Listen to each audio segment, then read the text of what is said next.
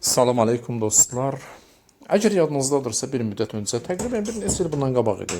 Azərbaycanda bəzi jurnalistləri həbs edirdilər, ya saxlayırdılar, sıxışdırırdılar. Azərbaycan mənşəli idi, Amerika yönümlü idilər. Yadınızdadır. O vaxt bir sahayı qopdu bu yalançı məlumat verənlərdən tutmuş, sadəcə hadisələrin dərin təhlilini bilməyənlər və hətta bəzən dostlar da bunu edirdilər ki, bəs demə, Azərbaycanla Amerika arasında bir gərginlik yaşanılır. Sən demə, İlham Əliyev Amerikadan bu cür deyək, nəyinsə heyfini alır, nəsə əziyyət etmək istəyir. Və bu məlumatı geniş şəkildə tirajladılar. Bəzən dindarlar da bu təhlilə adını təhlil qoymaq mümkündürsə, əlbəttə bunun adını təhlil qoymaq olmaz, inanırdılar. Biz o vaxtı dəfələrlə qeyd etdik, dostlar, bax, Amerika daxili vəziyyəti bilmirsiniz, bu təhlil səhvdir. Bu heç də Azərbaycan hökuməti ilə Amerika Birləşmiş Ştatları arasında olan hansısa bir qalmaqal gərginlik deyil. Bu Amerikada olan elitalar arası gərginliyin Azərbaycana, Türkiyə, Ərəbistana, İsrailə sirayətidir.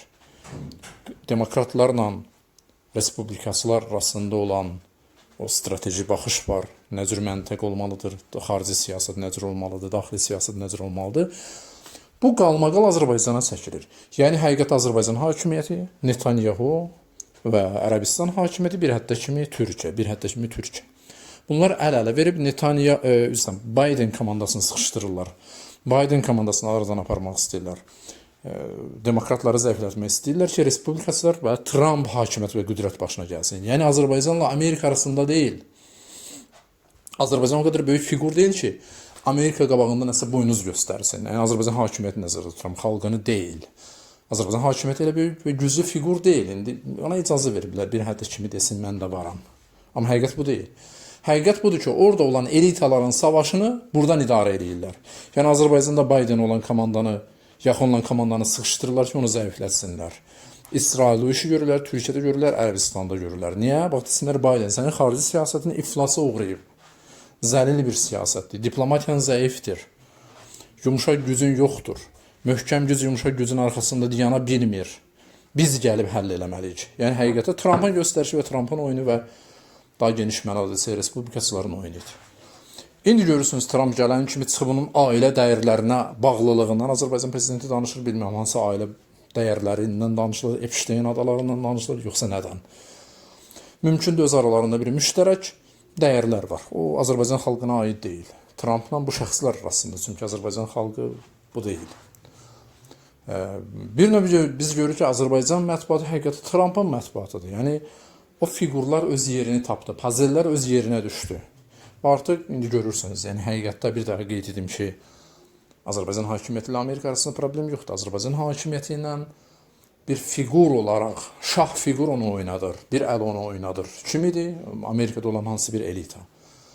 Azərbaycanla İngiltərə arasında heç bir nəsə bir yaşanıla bilməz, yəni pis bir nəsə.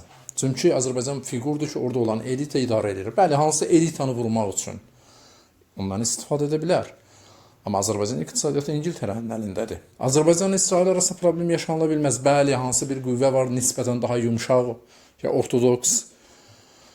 Bunlarla Azərbaycan fiqurundan onlara qarşı, məsələn, Netanyahu istifadə edə bilər, amma İsraillə problemi çıxmaz. Baxın, səhnə budur.